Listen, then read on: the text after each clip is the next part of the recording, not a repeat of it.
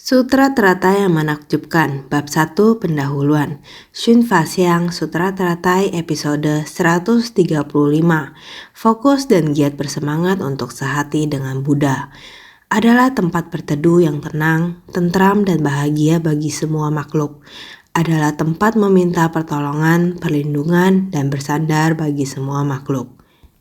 Adalah guru pembimbing agung bagi semua makhluk dimanapun berada, berlaku sebagai mata bagi yang tidak mampu melihat, berlaku sebagai telinga, hidung, atau lidah bagi yang tuli, tiada hidung, atau bisu. Jadi membuat yang cacat indera menjadi lengkap indera. Sutra Makna Tanpa Batas Bab 1 Sifat Luhur. Tujuan dari belajar ajaran Buddha adalah untuk mencerahkan diri sendiri dan orang lain, membimbing diri sendiri dan orang lain. Inilah tujuan kita. Sebelumnya pada Sutra Makna Tanpa Batas juga berkata demikian. Dalam membina diri kita harus memiliki sifat tersadarkan ini. Sifat tersadarkan untuk membangkitkan welas asih tak terhingga. Di dalam diri sendiri, potensi dari welas asih tanpa batas adalah menolong para makhluk yang menderita, yang juga merupakan mitra bajik semua makhluk, juga merupakan ladang berkah yang besar bagi semua makhluk, juga merupakan guru yang tidak diundang bagi semua makhluk. Semua yang dilakukan untuk para makhluk, tempat berteduh yang tenang, tentram, dan bahagia bagi semua makhluk. Semua tempat yang kita tuju dapat membuat semua makhluk memperoleh sukacita, memperoleh rasa tenang, tentram, dan bahagia. Ketika para makhluk menderita, kita dapat memberikan pertolongan dan perlindungan kepada mereka, sehingga merupakan tempat meminta pertolongan, perlindungan, dan bersandar bagi semua makhluk. Inilah yang harus kita miliki dalam membina diri. Bodhisattva adalah orang mulia dalam kehidupan orang-orang yang menderita. Setiap orang harus membangkitkan tekad ini dan membangun ikar ini. Meningkatkan nilai kehidupan kita, orang yang miskin, tubuh dan batin mereka tidak ada sandaran. Makanya saya selalu berkata, kita perlu merekrut bodhisattva di dunia. Jika di setiap tempat terdapat bodhisattva, bodhisattva muncul dikarenakan ada makhluk yang menderita. Bodhisattva adalah tempat bersandar bagi semua makhluk, merupakan tempat meminta pertolongan dan perlindungan, merupakan tempat bersandar. Sayangnya terlalu sedikit bodhisattva di dunia. Jika lebih banyak orang yang membangkitkan tekad untuk menjadi bodhisattva di dunia, bukankah masyarakat akan lebih damai? Jika ada lebih banyak bodhisattva di dunia, gaya hidup kita bukankah akan kembali menjadi lebih alami, sederhana, sedikit nafsu, dan berpuas diri? Mencintai sesama dan mencintai bumi, mencintai semua materi, kita paham akan aturan dalam kehidupan. Batin yang murni seperti ini bukankah lebih harmonis bagi masyarakat dan dunia ini?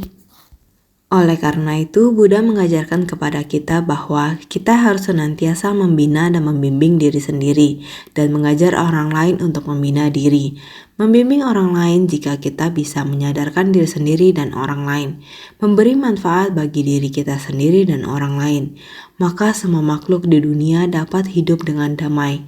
Jadi dalam hal ini dapat dikatakan bahwa Sutra Makna Tanpa Batas adalah guru pembimbing agung bagi semua makhluk dimanapun berada. Karena para makhluk mengalami delusi, sehingga batin setiap orang memiliki kerisauan, yakni keserakahan, kemarahan, kebodohan, kesombongan, dan keraguan. Mereka merasa ragu akan kebenaran sejati, tidak yakin pada kebenaran sejati. Jadi mereka akan kesulitan untuk melenyapkan keserakahan, kemarahan, kebodohan, dan batin mereka. Jadi jika setiap orang bisa yakin pada kebenaran sejati, memahami hukum karma, maka mereka akan bisa menerima dharma, menyesuaikan kondisi batin dan fisik mereka. Ketika makhluk hidup tersesat, satu niat bisa membuat mereka menyimpang. Jadi, itulah kita harus menjadi guru pembimbing agung bagi semua makhluk dimanapun berada.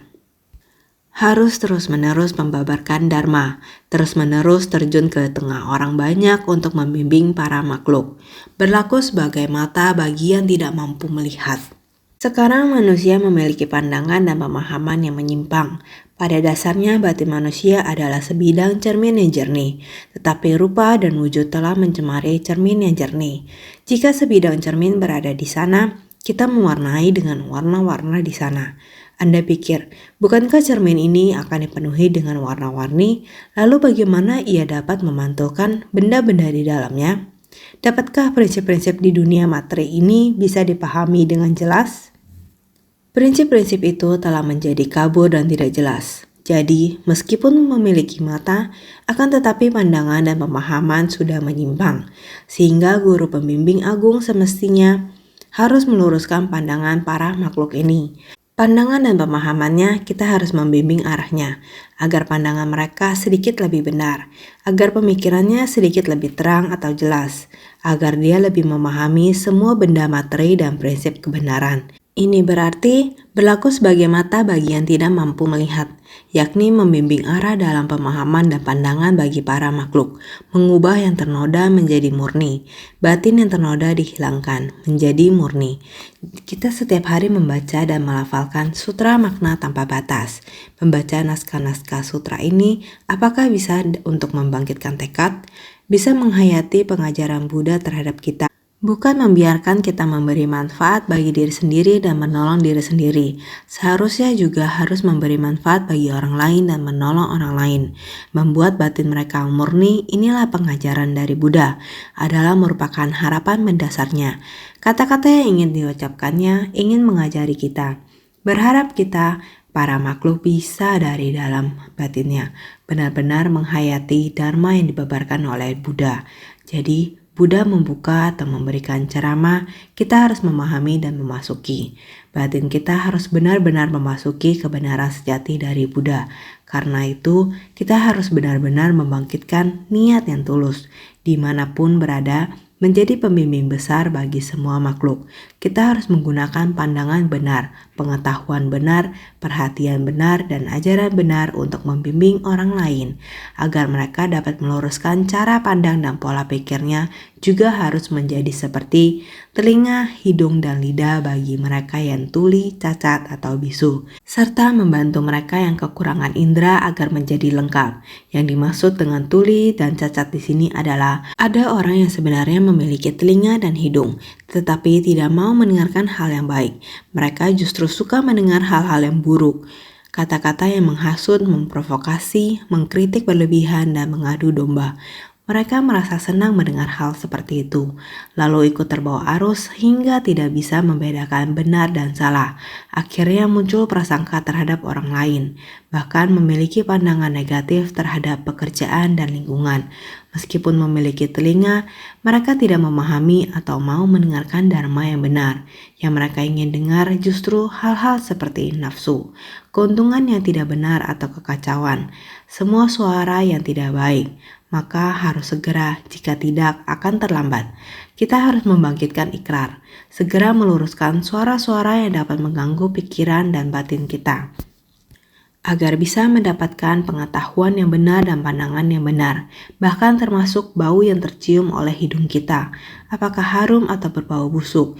Yang penting adalah badan kita bisa mendapatkan gizi dan nutrisi. Masalahnya orang zaman sekarang ini, mereka timbul nafsu makan karena hidungnya mencium wanginya makanan, sehingga memakan daging para makhluk di dunia ini. Ini telah menyimpang, apalagi orang yang bisu.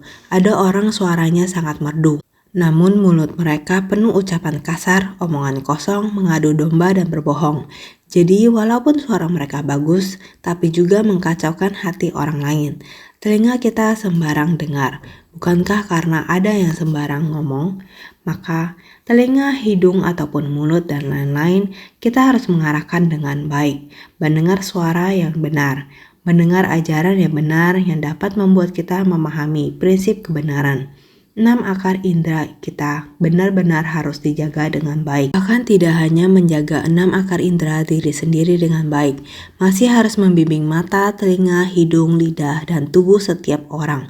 Semuanya harus menapaki jalan yang benar, melakukan perbuatan baik.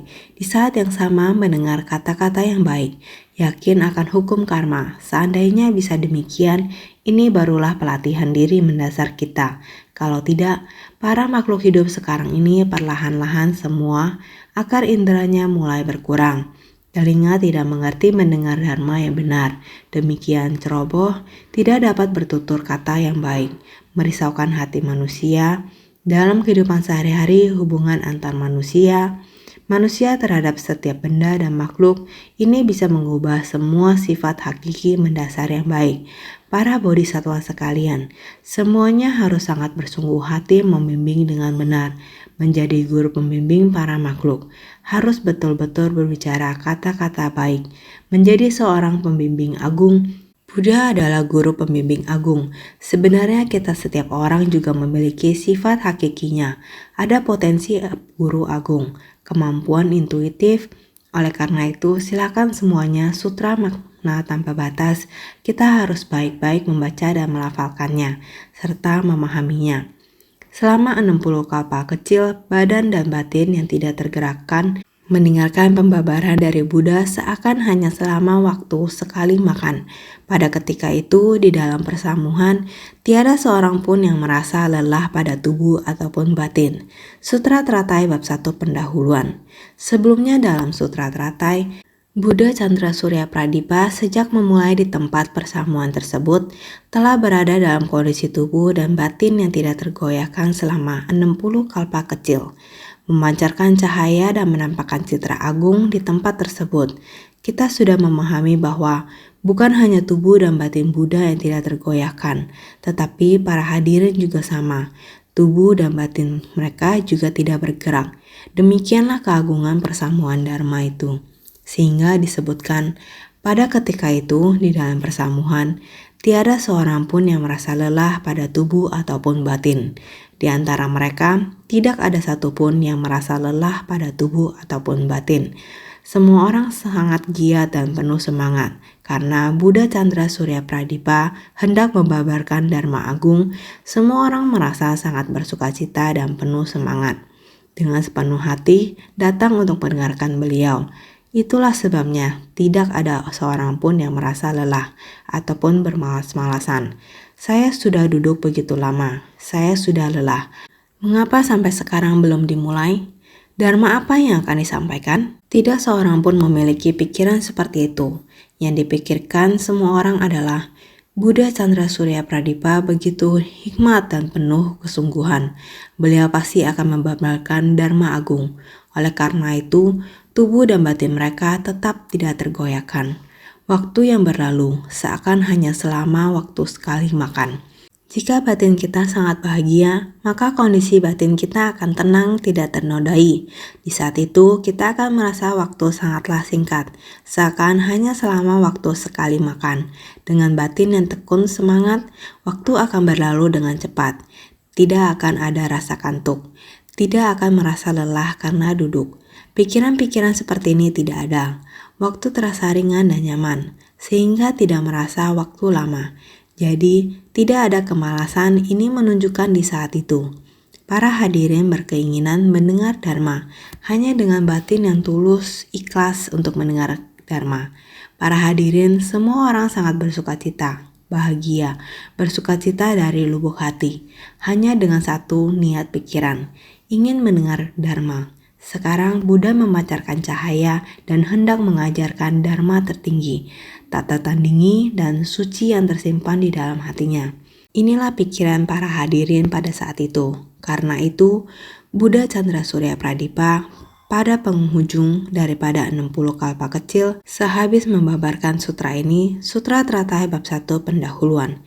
Sehabis membabarkan sutra ini. Sutra yang mana? Yaitu Sutra Teratai. Di tempat itu Buddha mengajar harapan mendasarnya. Sutra Teratai tanpa diucapkan. Atribut sejati dari prinsip kebenaran, yaitu dalam tenang, tetap diam, membangkitkan niat pikiran semua orang. Untuk mengejar batin pencerahan sempurna yang tiada tara. Batin para makhluk dan batin Buddha selaras. Lihatlah, Buddha tidak hanya duduk tenang di sana, menunjukkan tanda keagungan dan memancarkan cahaya. Di tempat duduk tersebut, orang-orang batinnya tidak tergoyahkan dan sungguh sangat sukacita. Tidak ada satupun yang lelah. Inilah batin dengan batin selaras. Batin Buddha dan batin para makhluk selaras. Jadi, sehabis membabarkan sutra ini, seketika itu juga di tengah persamuhan dari Brahmana, Mara, Sramana, Dewa, manusia, dan Asura mengumumkan perkataan ini. Tathagata pada hari ini, tengah malam nanti, akan memasuki nirwana tanpa sisa. Sutra Teratai Bab 1 Pendahuluan. Setelah membabarkan Sutra Teratai, mulai demikian mengatakannya kepada para makhluk. Tathagata pada hari ini, tengah malam nanti akan memasuki nirwana tanpa sisa. Sekarang di tengah malam ini lingkungan luar sangat tenang. Batin setiap orang murni tak ternoda, akan memasuki nirwana tanpa sisa. Prinsip kebenaran memasuki nirwana tanpa sisa sangat mendalam. Semua menganggap memasuki nirwana tanpa sisa berarti akan meninggal. Bukan, harus ada ketenangan, penerangan yang murni dan jernih. Berharap semua orang keheningan ini, cahaya yang murni dan jernih ada pada batin kita. Kita mempelajari ajaran Buddha, benar-benar belajar supaya meningkatkan jiwa kebijaksanaan kita. Ada manfaat menuntun dalam kehidupan para makhluk. Dengan demikian, jasmani dan batin kita senantiasa berada dalam lingkungan yang hening. Dengan demikian, bisa menyatu dengan hati Buddha. Ini semua orang harus senantiasa lebih bersungguh hati.